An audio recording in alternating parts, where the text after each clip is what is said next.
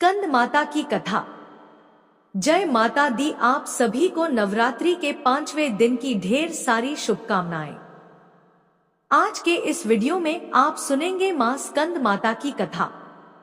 देवासुर संग्राम के सेनापति भगवान स्कंद यानी भगवान कार्तिकेय जी की माता होने के कारण इन्हें स्कंद माता के नाम से जाना जाता है। यह देवी शक्ति और सुख का एहसास कराती है। स्कंद माता सूर्य मंडल की अधिष्ठात्री देवी हैं। इसी कारण इनके चेहरे पर तेज विद्यमान है। इनका वर्ण शुभ्र है। भगवान स्कंद को बाल रूप में गोद में बिठाए हुए यह देवी वात्सल्य से ओतप्रोत है।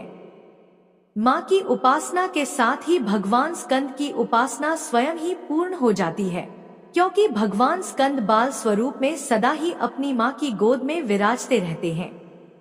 भवसागर के दुखों से मुक्ति पाने के लिए इससे दूसरा सुलभ साधन कोई नहीं है। स्कंद माता कमल के आसन पर विराजमान रहती हैं, इसलिए इन्हें पद्मासना देवी भी कहते हैं। इनका वाहन भी सिंह है। इन्हें कल्याणकारी शक्ति की अधिष्ठात्री भी कहा जाता है। इन देवी की 4 भुजाएं हैं। दाएं तरफ की ऊपर वाली भुजा से इन्होंने भगवान स्कंद को गोद में पकड़ा हुआ है। नीचे वाली भुजा में कमल का पुष्प धारण किया हुआ है। बाईं तरफ ऊपर वाली भुजा में वर मुद्रा में है और नीचे वाली भुजा में कमल का पुष्प है। देवासुर संग्राम में तारकासुर नाम के दैत्य का वध करने के लिए ही भगवान स्कंद की उत्पत्ति हुई थी। प्राचीन कथा के अनुसार कार्तिकेय जी का जन्म भगवान शिव और देवी पार्वती जी से दूर सरकंडे के एक वन में हुआ था। उस बालक के 6 मुख थे। उस वन में कृतिकाएं रहती थी। कृतिकाओं को जब वह 6 मुख वाला बालक मिला तब उन्होंने उसका पालन किया था। इसी वजह से बालक का नाम कार्तिकेय पड़ गया। भगवान शिव और देवी पार्वती से दूर रहकर वह बालक अब बड़ा होने लगा। कृतिकाएं बहुत अच्छी तरह से बालक का ध्यान रखती थी। एक दिन शिवजी को अपनी संतान के बारे में पता चला। संतान के बारे में जानकारी मिलते ही शिवजी ने अपने सेवकों को तुरंत ही सरकंडे के वन में भेजा और बालक को लेकर आने के लिए कहा। शिवजी के दूत वीरभद्र, विशालाक्ष, नंदीश्वर, दधिमुख आदि सरकंडे के वन में पहुंचे और कृतिकाओं के साथ कार्तिकेय स्वामी जी को लेकर शिव जी के पास वापस लौट आए। कार्तिकेय जी कैलाश पर्वत पर पहुंचे तो सभी बहुत प्रसन्न हुए। शिवजी और देवी पार्वती ने बालक को गले से लगाया और उसे बताया कि तुम हमारी संतान हो। शिवजी और पार्वती जी ने कार्तिकेय को परिवार का महत्व समझाया और परिवार के साथ ही समाज की भलाई के लिए काम करने की सीख दी। तब शिवजी ने कार्तिकेय जी से कहा कि पुत्र, तुम बहुत वीर हो, इसलिए आज से तुम्हें देवताओं का सेनापति नियुक्त किया जा रहा है। उस समय तारकासुर नाम के दैत्य ने बड़ा आतंक मचा रखा था और उसे वरदान मिला हुआ था कि उसका वध भगवान शिव के पुत्र द्वारा ही होगा। जब कार्तिकेय जी देवताओं के सेनापति बने तब उन्होंने तारकासुर का वध किया था। मां भगवती के स्कंद माता स्वरूप की असली पहचान उनके पुत्र स्कंद की वजह से ही है और संतानहीन दंपतियों को खास तौर पर आज के दिन स्कंद माता की पूजा अवश्य करनी चाहिए। स्कंद माता की कृपा से निसंतानों को संतान सुख मिलता है और संतान से जुड़ी समस्याएं भी दूर हो जाती है। प्रेम से बोलिए स्कंद माता की जय। प्रिय श्रोताओं, अब सुनिए नवरात्रि की पौराणिक कथा, जिसे सुनने मात्र से सभी मनोकामनाएं पूरी हो जाती है। एक समय बृहस्पति जी ब्रह्मा जी से बोले, हे ब्राह्मण श्रेष्ठ, चैत्र व आश्विन मास के शुक्ल पक्ष में नवरात्र का व्रत और उत्सव क्यों किया जाता है? इस व्रत का क्या फल है? इसे किस प्रकार करना उचित है? सबसे पहले इस व्रत को किसने किया? सब विस्तार से कहिए। बृहस्पति जी का ऐसा प्रश्न सुन ब्रह्मा जी ने कहा, हे बृहस्पति, प्राणियों के हित की इच्छा से तुमने बहुत अच्छा प्रश्न किया है। जो मनुष्य मनोरथ पूर्ण करने वाली दुर्गा, महादेव, सूर्य और नारायण का ध्यान करते हैं वे मनुष्य धन्य है। यह नवरात्र व्रत संपूर्ण कामनाओं को पूर्ण करने वाला है। इसके करने से पुत्र की कामना वाले को पुत्र, धन की लालसा वाले को धन, विद्या चाहने वाले को विद्या और सुख की इच्छा वाले को सुख मिलता है। इस व्रत को करने से रोगी मनुष्य का रोग दूर हो जाता है, मनुष्य की संपूर्ण विपत्तियां दूर हो जाती हैं और घर में समृद्धि की वृद्धि होती है तथा बंध्या को पुत्र प्राप्त होता है। समस्त पापों से छुटकारा मिल जाता है और मन का मनोरथ सिद्ध हो जाता है। जो मनुष्य इस नवरात्र व्रत को नहीं करता वह अनेक दुखों को भोगता है और कष्ट व रोग से पीड़ित हो अंगहीनता को प्राप्त होता है। उसके संतान नहीं होती और वह धन धान्य से रहित हो भूख और प्यास से व्याकुल घूमता फिरता है तथा संज्ञाहीन हो जाता है। जो सधवा स्त्री इस व्रत को नहीं करती वह पति सुख से वंचित हो नाना दुखों को भोगती है। यदि व्रत करने वाला मनुष्य सारे दिन का उपवास न कर सके तो एक समय भोजन करे और 10 दिन बांधवों सहित नवरात्र व्रत की कथा का श्रवण करे। हे बृहस्पति, जिसने सबसे पहले इस महाव्रत को किया है वह कथा मैं तुम्हें सुनाता हूँ, तुम सावधान होकर ध्यान पूर्वक सुनो। इस प्रकार ब्रह्मा जी का वचन सुनकर बृहस्पति जी बोले, हे ब्राह्मण, मनुष्यों का कल्याण करने वाले इस व्रत के इतिहास को मेरे लिए कहो, मैं सावधान होकर ध्यान पूर्वक सुन रहा हूँ। मैं आपकी शरण में आया हूँ, मुझ पर कृपा करिए। ब्रह्मा जी बोले, प्राचीन काल में मनोहर नगर में पीठत नाम का एक अनाथ ब्राह्मण रहता था। वह भगवती दुर्गा का भक्त था। उसके संपूर्ण सद्गुणों से युक्त सुमति नाम की एक अत्यंत सुंदरी कन्या उत्पन्न हुई। वह कन्या सुमति अपने पिता के घर बाल्यकाल में अपनी सहेलियों के साथ क्रीड़ा करती हुई इस प्रकार बढ़ने लगी जैसे शुक्ल पक्ष में चंद्रमा की कला बढ़ती है। उसका पिता प्रतिदिन जब दुर्गा की पूजा करके होम किया करता तो वह उस समय नियम से वहां उपस्थित रहती। एक दिन सुमति अपनी सखियों के साथ खेल में लग गई और भगवती के पूजन में उपस्थित नहीं हुई।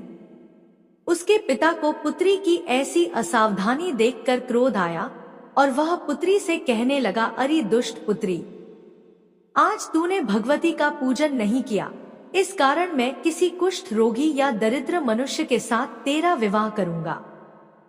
पिता का ऐसा वचन सुन सुमति को बड़ा दुख हुआ और वह पिता से कहने लगी, हे पिताश्री, मैं आपकी कन्या हूँ तथा सब तरह आपके अधीन हूँ, जैसी आपकी इच्छा हो वैसा ही करो। राजा से, कुष्ठी से, दरिद्र से अथवा जिसके साथ चाहो मेरा विवाह कर दो, पर होगा वही जो मेरे भाग्य में लिखा है।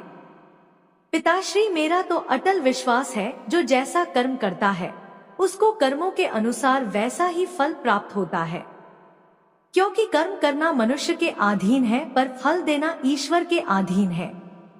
जैसे अग्नि में पड़ने से तृणादि उसको अधिक प्रदीप्त कर देते हैं, इस प्रकार कन्या के निर्भयता से कहे हुए वचन सुन उस ब्राह्मण ने क्रोधित हो अपनी कन्या का विवाह एक कुष्ठी के साथ कर दिया और अत्यंत क्रोधित हो पुत्री से कहने लगा, हे पुत्री, अपने कर्म का फल भोगो, देखे भाग्य के भरोसे रहकर क्या करती हो। पिता के ऐसे कटु वचनों को सुन सुमति मन में विचार करने लगी, हो मेरा बड़ा दुर्भाग्य है जिससे मुझे ऐसा पति मिला। इस तरह अपने दुख का विचार करती हुई वह कन्या अपने पति के साथ वन में चली गई और डरावने कुशायुक्त उस निर्जन वन में उन्होंने वह रात बड़े कष्ट से व्यतीत की। उस गरीब बालिका की ऐसी दशा देख देवी भगवती ने पूर्व पुण्य के प्रभाव से प्रकट हो सुमति से कहा, है दीन ब्राह्मणी, मैं तुझसे प्रसन्न हूँ, तुम जो चाहो सो वरदान मांग सकती हो। भगवती दुर्गा का यह वचन सुन ब्राह्मणी ने कहा, आप कौन है वह सब मुझसे कहिए। ब्राह्मणी का ऐसा वचन सुन देवी ने कहा कि मैं आदि शक्ति भगवती हूँ और मैं ही ब्रह्म विद्या व सरस्वती हूँ।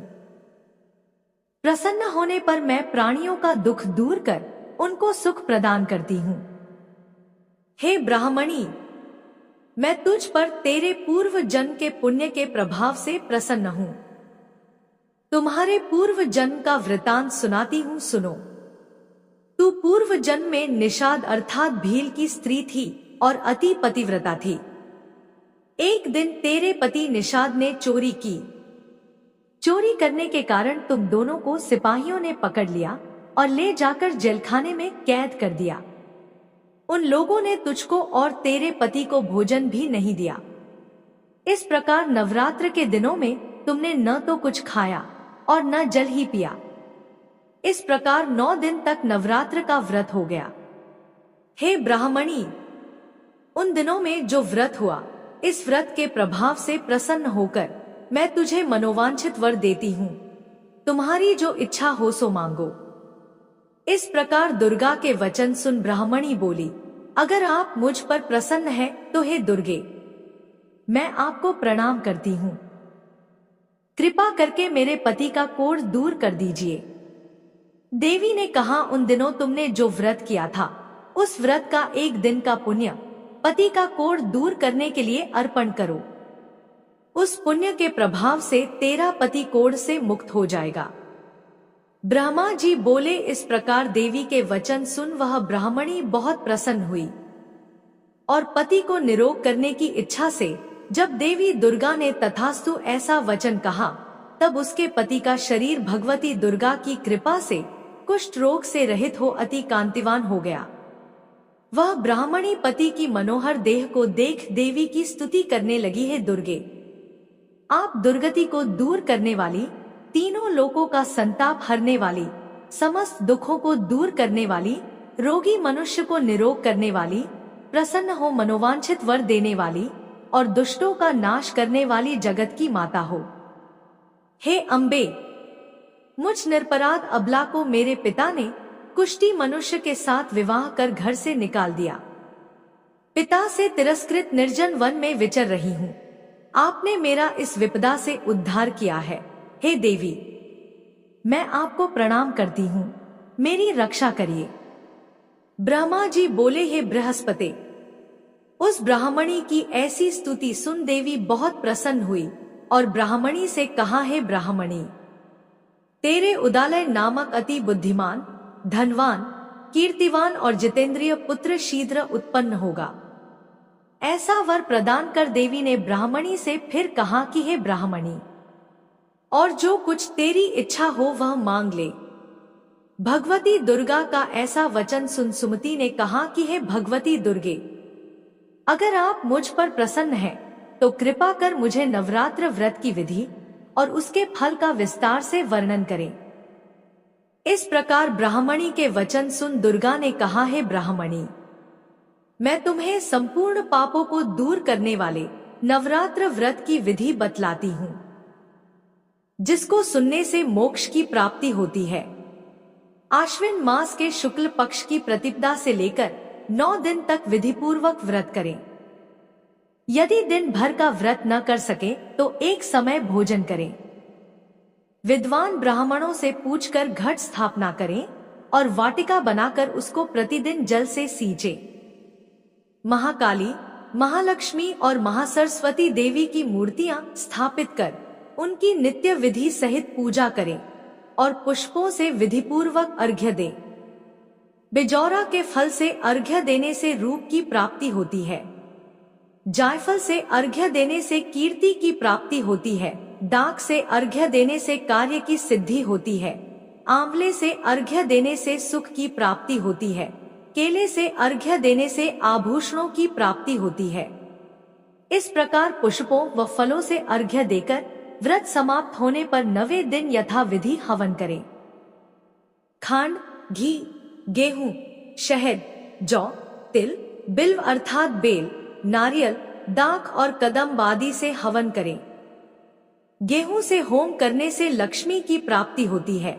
खीर एवं चंपा के पुष्पों से धन की और बेल पत्तों से तेज व सुख की प्राप्ति होती है।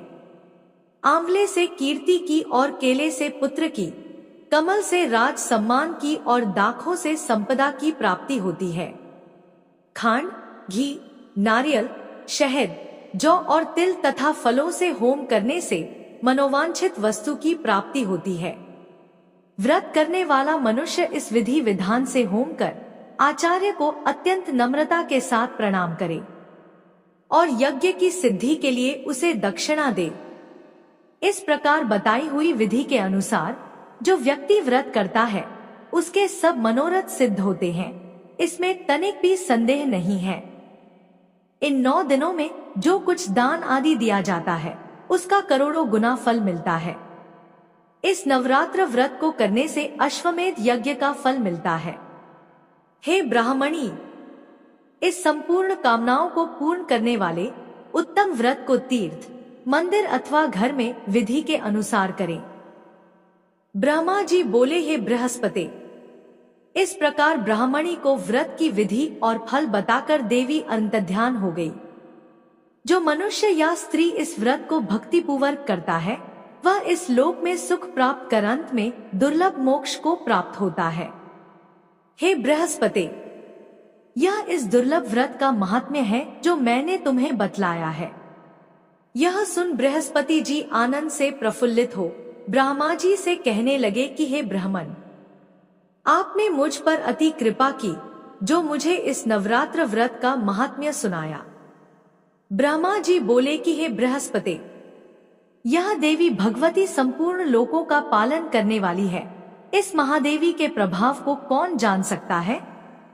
प्रेम से बोलिए देवी भगवती की जय।